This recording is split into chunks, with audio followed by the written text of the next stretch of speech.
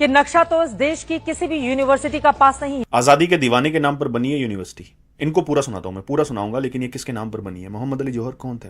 जानना जरूरी है, शायद आपको नहीं पता होगा, बहुत सारे लोगों को नहीं पता होगा। आजादी का वो दीवाना जिसने राउंड टेबल कॉन्फ्रेंस पर अंग्रेजों के मुंह पर यह बोला था कि या तो हमें आजादी दो, वरना मेरे कफन दफन और 2 गज जमीन दे दो, क्योंकि मरना पसंद करूंगा लेकिन गुलामी पसंद नहीं करूंगा। 1911 जनवरी में द कॉमरेड नाम से एक अखबार लॉन्च किया, जो कि एक बहुत बड़ी क्रांति था अंग्रेजी हुकूमत के खिलाफ। और क्या मकसद था उस अखबार का? इंडियन पॉलिटिक्स का जो दुख था उसको आवाज देना, हिंदू मुस्लिम एकता को बढ़ावा देना, इंडिया की आवाज को ब्रिटिश रूल के कानों तक पहुंचाना। कई बार आजादी के लिए लड़ते लड़ते जेल भी गए। आजादी में महात्मा गांधी के साथ मिलकर काम किया, और ये एक ऐसा अलायंस था जो लार्जेस्ट मास बाइकॉट बना अंग्रेजी हुकूमत के खिलाफ। जामिया मिल्लिया इस्लामिया के भी को फाउंडर रहे। अब कितनी बड़ी यूनिवर्सिटी है, कितने बड़े बड़े लोग, बड़े बड़े नाम आप देखोगे कहीं भी, अंजना ओम कश्यप, सहवाग, किरण राव, बरखा दत्त, बहुत सारे बड़े बड़े नाम जहां से पास आउट है। तो एक ऐसे फ्रीडम फाइटर के नाम पर यह यूनिवर्सिटी 2006 में बनाई गई। अब इनको सुन लीजिए, उसके बाद एक दो बात मेरी सुनकर जाइएगा, और आपको लगे कि शेयर करनी चाहिए, लोगों को पता लगना चाहिए, तो कर दीजिएगा शेयर। कि नक्शा तो इस देश की किसी भी यूनिवर्सिटी का पास नहीं है, तो क्या सारे विश्वविद्यालयों पर बुलडोजर चला देंगे? नक्शा तो इस देश के ज्यादातर डीएम ऑफिस का भी पास नहीं होगा, तो क्या सभी को जमींदोज कर दिया जाएगा?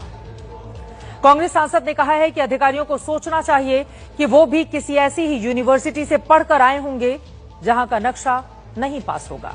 सवालों पर सवाल उठाने वालों को पता होना चाहिए, यूनिवर्सिटी ग्रांट कमीशन यानी यूजीसी ने फरवरी 2026 में देश की फर्जी यूनिवर्सिटीज की जो लिस्ट निकाली है, उसमें जौहर यूनिवर्सिटी का नाम नहीं है।